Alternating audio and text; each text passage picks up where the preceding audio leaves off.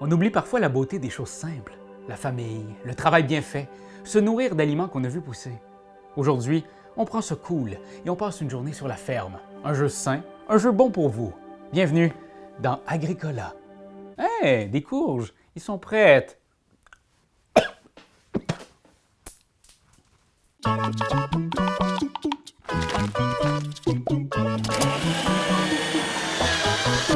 Agricola est un jeu qui se joue de 1 à 4 joueurs. Une partie dure environ 30 minutes par participant.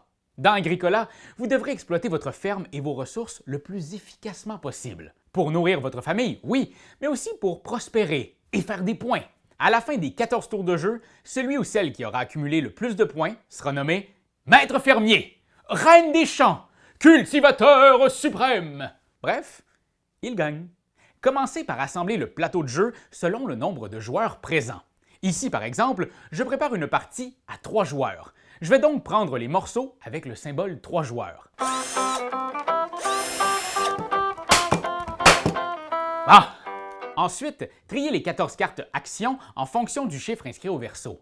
Placez les paquets ainsi créés en ordre un par-dessus l'autre. Les cartes 1 au sommet, les 2 en dessous, etc. avec les 6 tout en bas.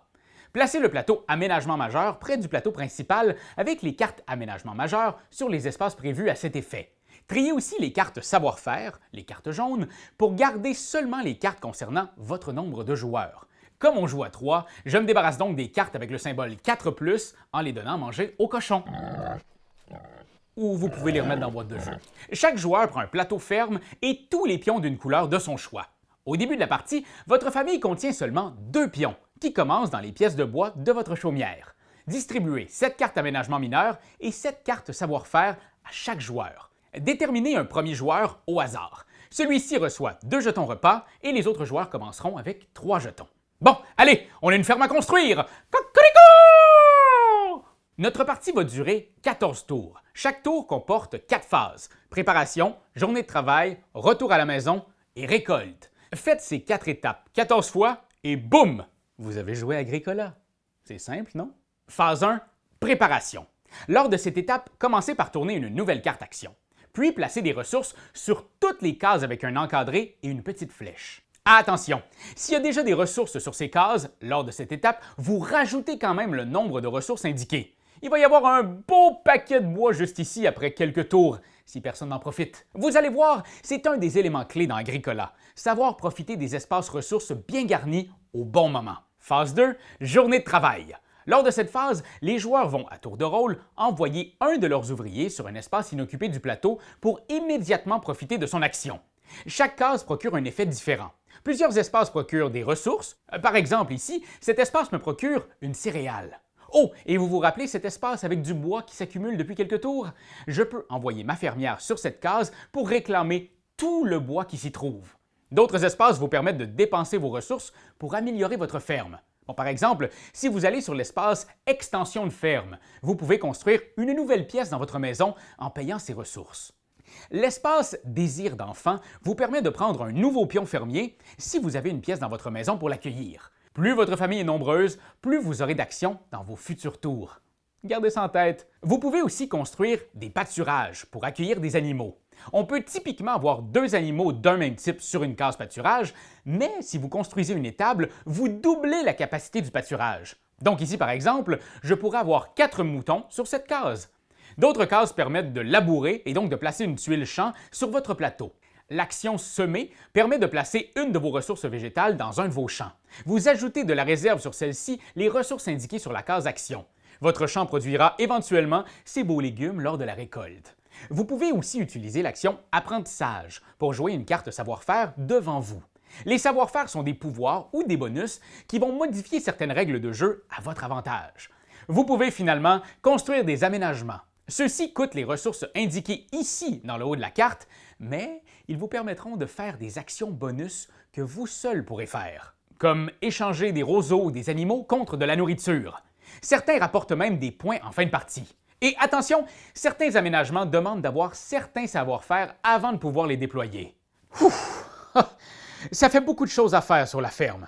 Mais pas de stress. Généralement, il est écrit clairement sur la case action ce que celle-ci vous procure.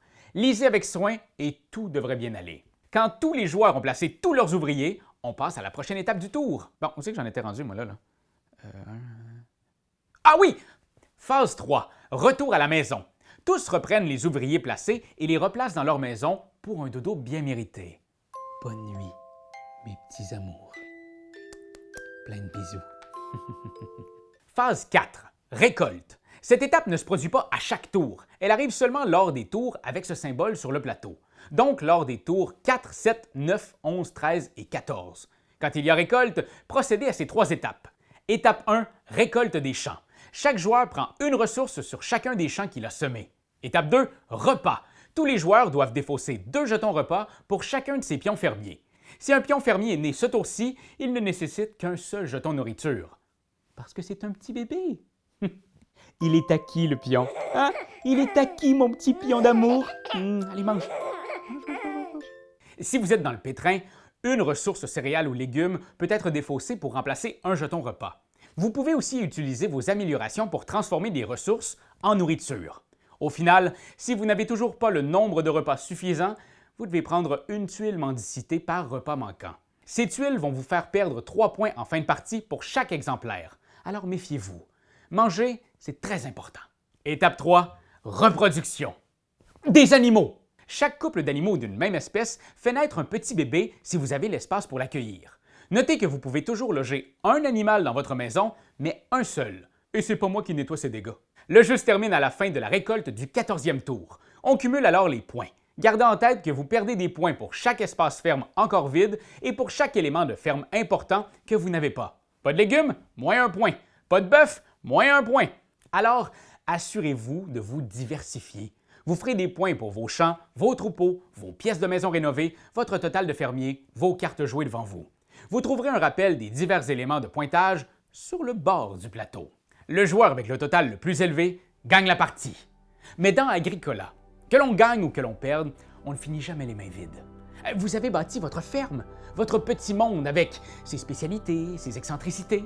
C'est peut-être pas la ferme parfaite, mais c'est la mienne. Je vous souhaite une bonne récolte Internet. Moi, je vais attendre que ça pousse encore un petit peu là. Allez, bye. C'est toi de trouver l'épisode de jour du Popoche? Sonne la cloche! Sonne la cloche! On parle de jeu, like-nous, commande, suis-nous, suis-nous! Ouais. Sonne la cloche! Sonne la cloche! Partage à tes amis, partage à ta mamie, Oh ouais! ouais, Sonne la cloche! Sonne la cloche! Comment ton ouais, fais le mon titi! Sonne la cloche! Sonne la cloche! Sonne la cloche comme quand Jésus a sonné à la porte pour aller souper chez Zachée.